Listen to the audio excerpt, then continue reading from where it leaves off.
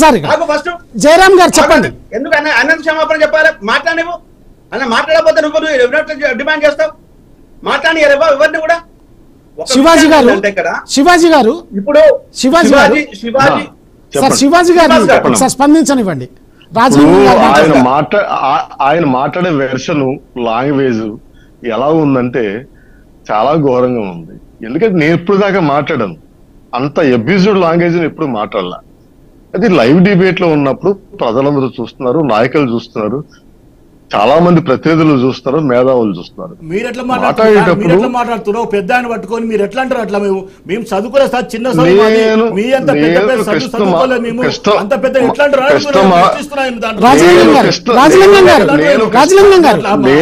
తప్పే మాట్లాడలేదు. రాజలింగం గారు ఒక్క నిమిషం శివాజీ గారిని స్పందించండి. కృష్ణమాదిగని ఏమన్నా నేను అవమానించానా? డబ్బులు పెట్టే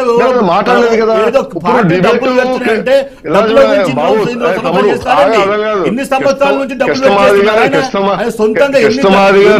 ప్రాణం పోరాడుతూ ఎన్నిసార్లు బాతుల్లో పడ్డాడు? ఆయన ఇంటి గురించి పడ్డాడండి, ఆయన పిల్లల గురించి పడ్డాడా, ఆయన భార్య గురించి పడ్డాడా, ఎవరి గురించి పడ్డాడు? రాజలింగం గారు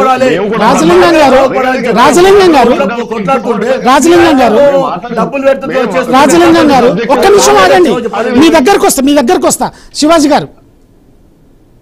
ఇప్పుడు సమస్య ఏదైతుందో సమస్య ప్రభుత్వాలు రాజకీయ పార్టీలు సృష్టించినాయి, కానీ మీరు మాల మీద పడేస్తారేంటి నాకు అర్థం కాదు.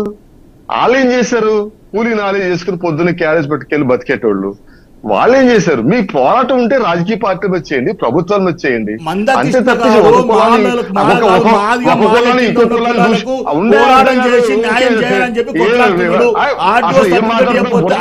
ఆటో సర్టిఫికెట్ ఇస్తుంటే కొన్ని కులాలకు సర్టిఫికెట్ ఇచ్చిన మహానుభావుడు మందకృష్ణ గారు.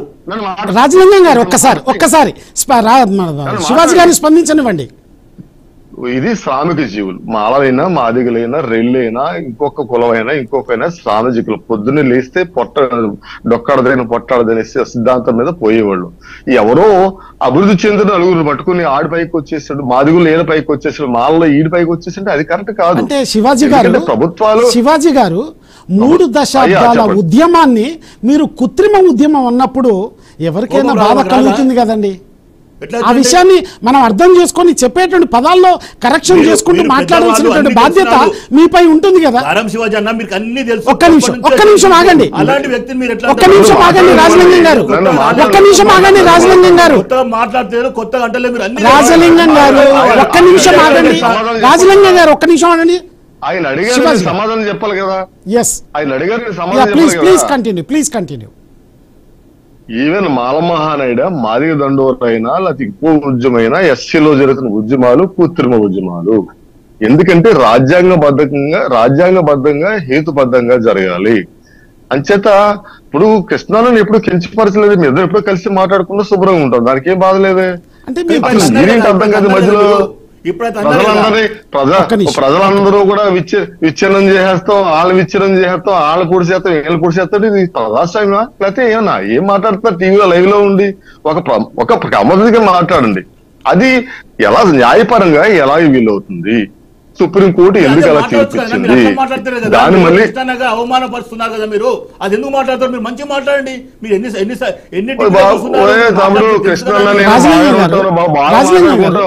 మీరు అర్థం కాదు? శివాజీ గారిని కృష్ణన్న నేను బాగానే ఉంటావు, బాగానే మాట్లాడుకుంటావు. అసలు నువ్వెవరో ఎప్పుడు వచ్చావో, నీ మధ్యలో నీ ఉద్యోగంలో ఎప్పుడు వచ్చావో నాకు తెలియదు. నువ్వు శివాజీ గారు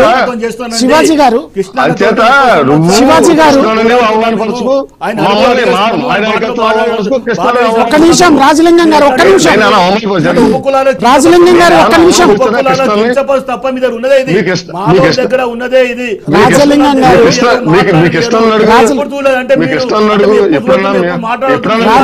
గారు రాజలింగం గారు ఎన్నో లైవ్ కృష్ణన్న నేను ఎన్నో లైవ్ లో శివాజీ గారు మాట్లాడాలి శివాజీ గారు అసలు చూస్తున్నారు మీకు కాదంటలేను మాట్లాడాము మీ ఎమ్మడికి వచ్చాము మేము కలిసి తిరిగాము కూడా మీరు గుర్తుపడతలేదు మన గుర్తుపడతలేదు రాజలింగం గారు అనేదేంటంటే రాజలింగం గారు కృష్ణతో ఒక దగ్గర ఉండండి కానీ మాట్లాడేటప్పుడు లైవ్ లో మాట్లాడేటప్పుడు మీరు ఎట్లా మాట్లాడుతుంది అంతే. రాజలింగం గారు ఒక్క నిమిషం ఆగండి. శివాజీ గారు అయ్యా చెప్పండి చెప్పండి స్పందించండి. అయితే ఇక్కడ ఒక ప్రశ్న మీకు వ్యక్తులు కాదు అది ఒక సంఘం. ఆ సంఘం చేసినటువంటి ఉద్యమాన్ని కృత్రిమ ఉద్యమం అనడం కొంతమేరకు బాగలేదు. శ్రీనివాస్ గారు ఒక్క